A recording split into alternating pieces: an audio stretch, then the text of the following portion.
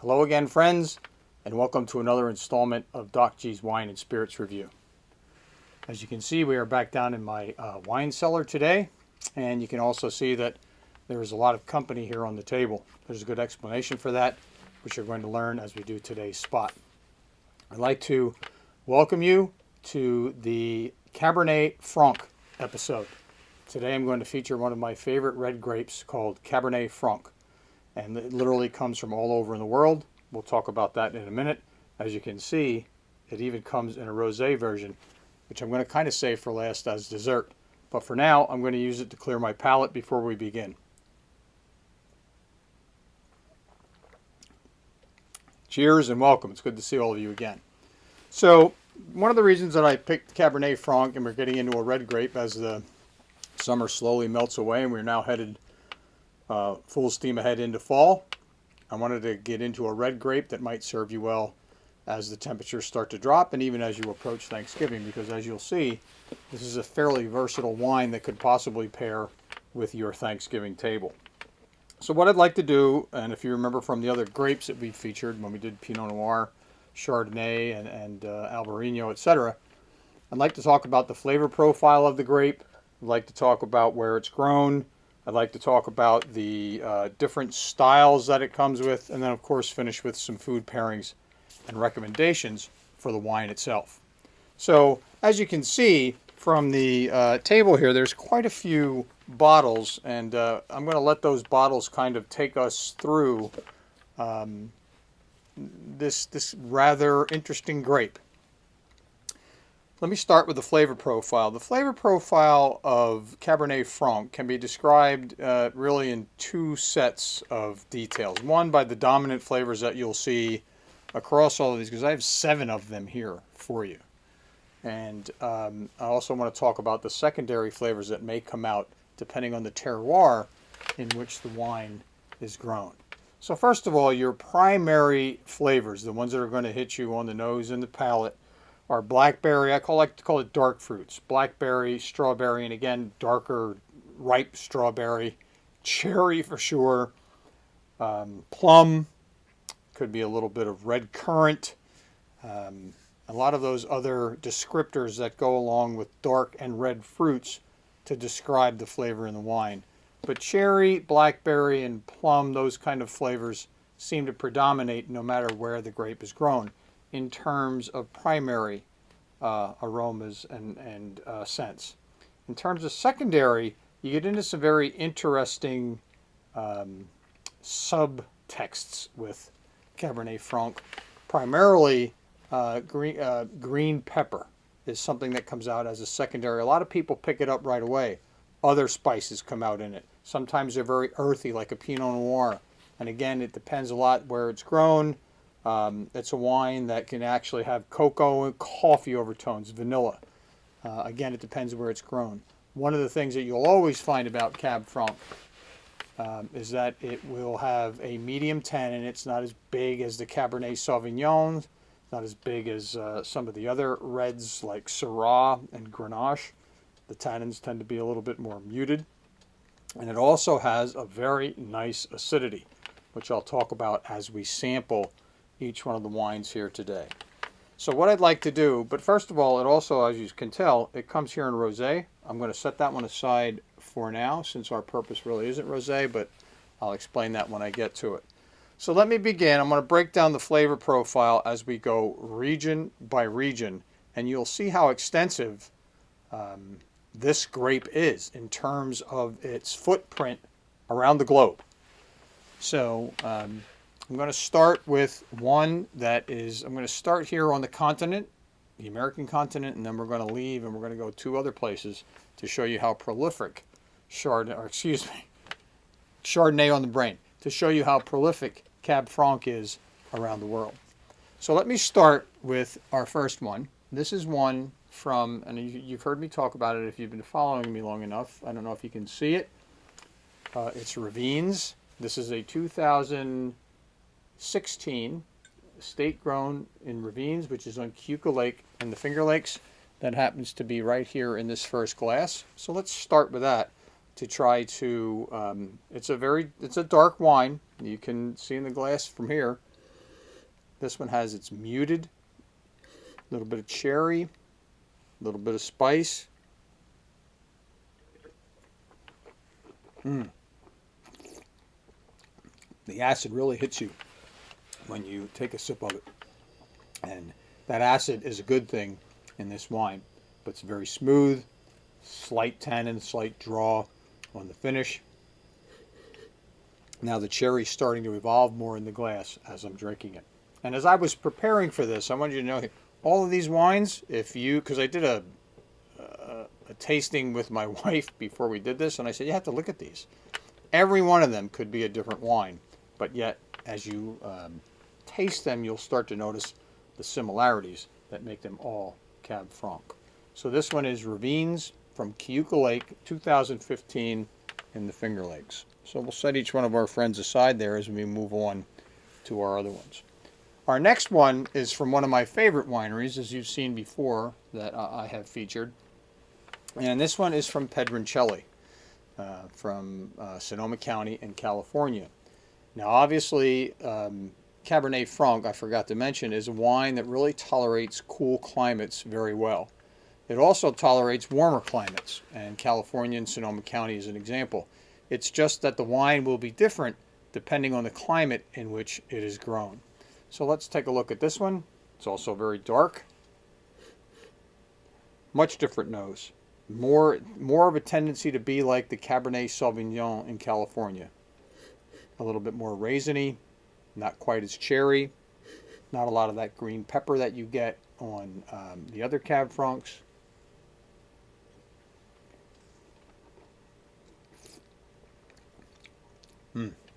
Nice spicy finish, maybe a little black pepper. Very good wine, very smooth. I love this winery. And let me just tell you what their bottle notes are. Showing ripe berry aromas and rich flavors of plum and warm spice. With that, I would concur. Sometimes this might appear in PA. If you have a chance, I recommend that you get it. Pedroncelli 2018 Cabernet Franc. Let's move that one aside. And now, let's move on. Well, for you Pennsylvania residents, we're not moving on. We're staying right here in PA because the Cabernet Franc grape grows very well at several wineries right here in Pennsylvania. This one happens to come from a winery that I've never mentioned before. The name of the winery is, oops, I grabbed the wrong one. Let's come back over here. There we go. Do I know what I'm doing? So this next one is Wayvine. And this one is in Chester County, southern Chester County near the Maryland border. And they do a great job with a variety of grapes. I would ask you to check them out. They're in a town called Nottingham, Pennsylvania, if you're familiar with Nottingham in southwestern Chester County. And now this one is a 2016. Had a visit to the winery a number of years ago. I bought a couple of their wines back, and they've been aging since. This one is a cherry bomb. Totally different from the first two. Not much of the green pepper on it. That green pepper tends to mellow out as the wine stays in the bottle along, but Cab Francs are known for that green pepper taste.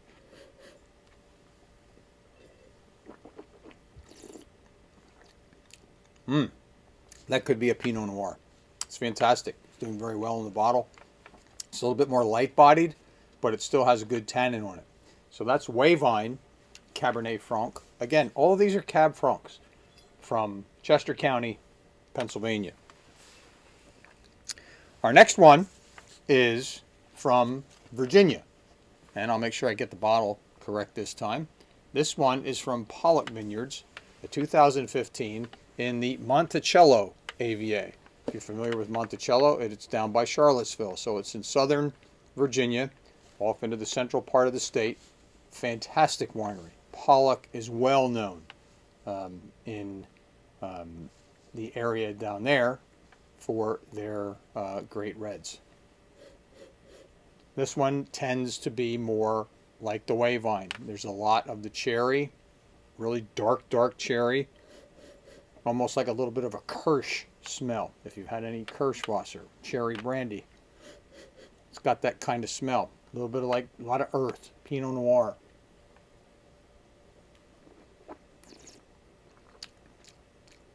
Wow, that one has a little bit of pepper spice.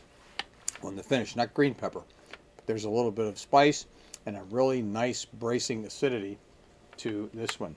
So this is Pollock 2015 Monticello. And just to read the bottle note again, if you need to learn about a wine, most of the time the winemakers are correct. It has the true classic flavors of the varietal. This Cab Franc exhibits bright cherry fruit complete with mented by black pepper, complemented by black pepper. I told you, it hits you like you just sprinkled some on a salad. So that is Virginia. So you see so far, we've been to New York, we've been to Pennsylvania, we've been to California, and we've been to Virginia. All the same grape. So now we're going to continue our journey, except now we're leaving the country. Now we are going to go to France. And as you know, if you've followed with me along here, the French wines do not generally put the name of the grape on the label. It's from the region. Well, the Cabernet Franc in France is generally grown in the Loire Valley and in an area called Chinon and Bourgogne. This one is a Chinon. And I can guarantee before I sip it, it is something that is going to be just a little bit different than the ones that we have had so far. Very, very faint nose. Not much on it at all. It's even a little lighter, light-bodied.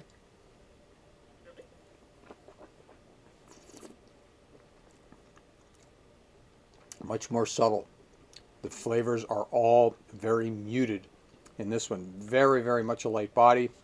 This one could probably pass for a Beaujolais Cru in France, which are very light, unassuming, but not bad, but just unassuming wines that are excellent food accompaniment.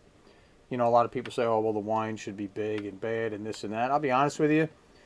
I like to have my wine, obviously, you know I like to have it just in a glass, but especially with my reds, I really like the red to be almost like a sauce on the food while I'm sipping it. Although I can just as well drink red in a glass too. This is one that would sit well with a really dark chocolate, again, just in a glass if you want. So that is called, from Fabrice Gassignet, Le Grave Chinon 2017. I happened to purchase this one at Moore Brothers in Delaware, and it's, as you can see, it's been aging. All of these are about 4 to 5 years old now, and they're going to hit their peak in about 6 years, so I got to get busy and start drinking these. You don't want to keep them too long. Some Cab Francs will age, as you'll see in a minute. And the last one that I want to feature in terms of the ones that are, these are all in my supply. I did not go out and buy these for this presentation, so you can see how much Doc G really likes Cabernet Franc. It is really one of my favorite red grapes for a variety of reasons. But this last one comes from Chile, from a winemaker called Fabre Montoya from the Mendoza region in Argentina. And it is a Cabernet Franc as well. And this one is probably the darkest one of all of them, but I've been drinking this one for years. It's very inexpensive, but it drinks much more expensively. Now this one has a little bit more oak on it, a little bit more of the pepper. Definitely the dark fruit on here.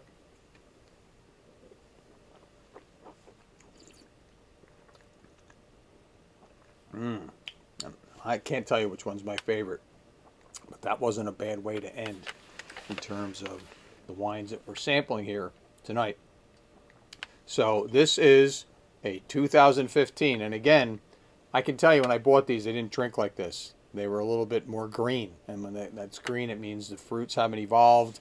They haven't kind of melded in the bottle and started to break down and produce some of those secondary and tertiary flavors that you get as a wine ages.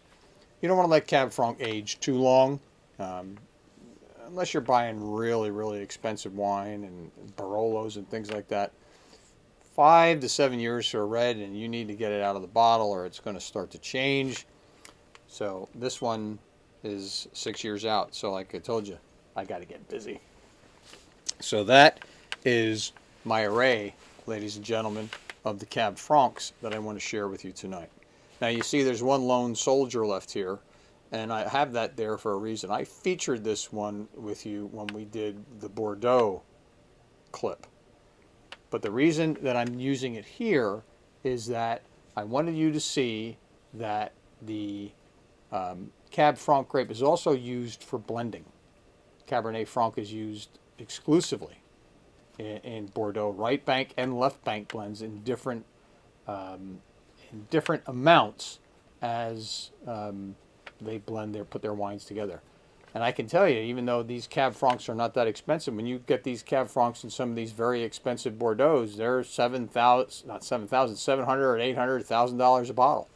When you buy the Premier Class Cru Classe Bordeaux's, they are extremely expensive, and they have Cab Franc in them. So, for my recommendations, which I'll save for just a minute, we'll take into account what you can do with some Bordeaux wines as far as finding some Cab Franc for yourself. Now, last but not least, as you know from the wine clips that we've done in the past, any red wine can be turned into a rosé. And in the case of Cab Franc, it frankly is one of my favorite red wines when it's made in a rosé. And this one is no exception. This one is absolutely fantastic. The backstory to this one, this comes from a winery called Channing Daughters out in the North Fork of, north or south, I'm not really sure, but it's out on Long Island. And they have a rosé program. They make rosé out of a lot of grapes. Many years ago, and when I say many, I'm going to say at least 7 or 8 years ago, I was out to their winery on Long Island. It's not a trip I like to make, but right after I retired, I decided to take a ride out there and discovered this place. And they do a lot of great experimenting with different grapes and different styles. Their rosé was just coming up then, but now they have a full rosé program. Long story short, this is, as they call it, a Rosato, Cabernet Franc. It's rosé of Cab Franc, which they grew in their vineyards on Long Island. It is a wonderful, wonderful rosé wine that I have come to like. The only way I can get it is actually have them ship it to me anymore. It does show up in Pennsylvania, but what will happen, because this is a 2020, Pennsylvania will wind up getting their surplus from 2017 or 18, and trust me, with the rosés, after about 2 years, you want to make sure they're gone, because they start to diminish and they really lose their flavors. So this one, what presents primarily in the rosé version of Cab Franc is strawberry. Strawberry and a little bit of pepper. This is such a great wine, a great sipper. You guys know how much I love rosé. I've tried to make it clear to you how much I love Cab Franc. So Cab Franc and rosé together, boom. It's very good. I would also put a word in for a couple wineries in the Finger Lakes who are doing some great things with Cabernet Franc rosé too, because the Cabernet Franc grape in the Finger Lakes is grown prolifically. It's all over. A lot of the wineries are doing great things with Cab Franc rosé. This is one that I happen to have in stock now, so this is the one you get to share with me tonight. And this happens to be a 2020, and if you can happen to find it, it's a very, very good rosé wine. Great sipper, great palate cleanser, great when you need to clear your throat when you're doing a wine presentation like me. So with that said, to close out today's, just a couple notes on the wine itself and availability. So I know that a lot of you are in Pennsylvania, some of you are not. I can tell you that you can get your share of Cab Franc at Total Wine, wherever Total Wine might be. You're not going to see a lot of it's not, if you're going to have to go to wineries to get more Cab Franc, especially in the Finger Lakes. They do show up here in Pennsylvania in the chairman selections in those boxes, as I've told you. The Cab Franc is available at Moore Brothers in New Jersey and in Delaware. This Fabre Montoya that I showed you from Chile $14 a bottle. 14. I mean, you're not going to get a much better red at that price. Most of your wines coming out of Chile are such a good quality point ratio, QPR as we call it. You're getting a really good quality for the money that you're spending. And I highly recommend most wines that you can find from Chile. Excuse me, that one was from Argentina. So for the wines from Argentina, excuse me, there we had a little mishap. For the wines from Argentina and Chile, you'll find Cab Francs, and in the stores you'll find the Argentinian and Cab Francs usually together, and sometimes they're blended in with different wines. One of the things I failed to mention at the beginning of the presentation, Cab Franc is really kind of a famous grape in that it gave birth to Cabernet. So it's one of the parent grapes of Cabernet Sauvignon, one of the parent grapes of Merlot, and one of the parent grapes of a grape that is grown in South America and on the west coast of the United States, a grape called Carmenere. So this is a grape that I highly recommend. I don't have a specific recommendation here for you in terms any one of these that you saw me talk about. If you can find them, it's not necessary that you find one of these. That's why I'm not really sticking one out here and saying, oh, this is the one you have to have.